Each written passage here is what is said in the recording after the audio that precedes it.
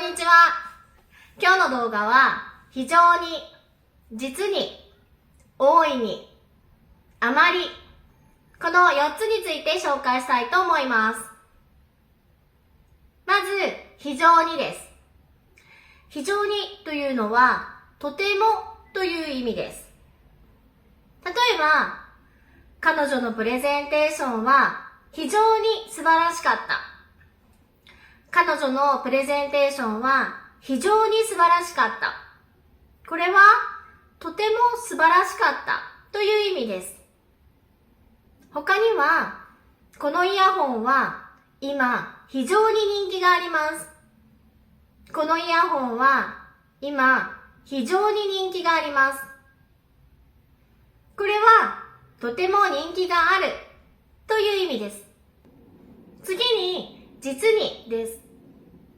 実にというのは2つ意味があります。1つ目は、本当にという意味や、とてもという意味で、感心した気持ちが入っています。例えば、先ほど非常にで使った例文と比較してみると、彼女のプレゼンテーションは実に素晴らしかった。彼女のプレゼンテーションは実に素晴らしかった。これは本当に素晴らしかった、とても素晴らしかったという意味で、よく頑張ったなとか、すごいなっていう感心した気持ちが込められています。2つ目は、驚いたことにはという意味で、後ろに数が来ます。例えば、東京には実に1400万人の人が住んでいます。東京には実に1400万人の人が住んでいます。これは1400万人の人が住んでいるということに驚いているときに使います。次に、大いにです。大いにというのは、たくさん何々したい、何々しよう、何々したという意味です。例えば、10年ぶりに会ったんだから今日は大いに飲もう。10年ぶりに会ったんだから今日は大いに飲もう。これはたくさん飲もうという意味です。他には、記憶がなくなるまで飲んでしまったので後で大いに反省しました。記憶がなくなるまで飲んでしまったので後で大いに反省しました。これはたくさん反省したという意味です。最後に、あまりです。あまりはとても何々すぎて何々という意味で、例えばこのコンビニスイーツはあまり美味しいので3つも食べてしまった。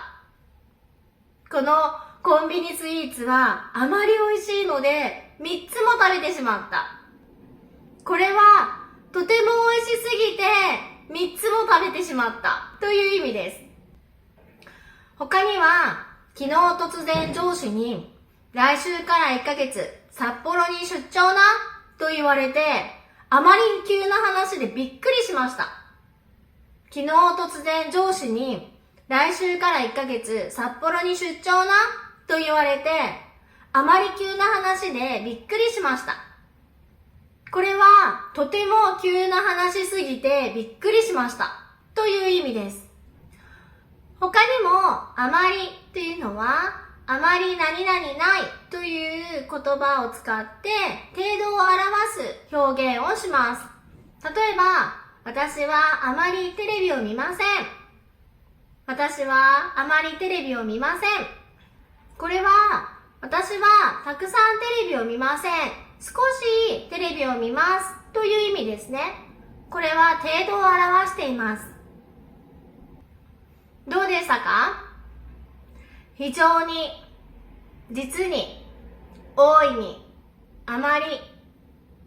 ぜひ皆さん使ってみてください。私も最近皆さんから少しずつコメントをもらうことが多くなって非常に嬉しいです。ありがとうございます。私も大いに頑張らなくっちゃ。次回の動画も楽しみにしててください。今回の動画はここまで。またお会いしましょう。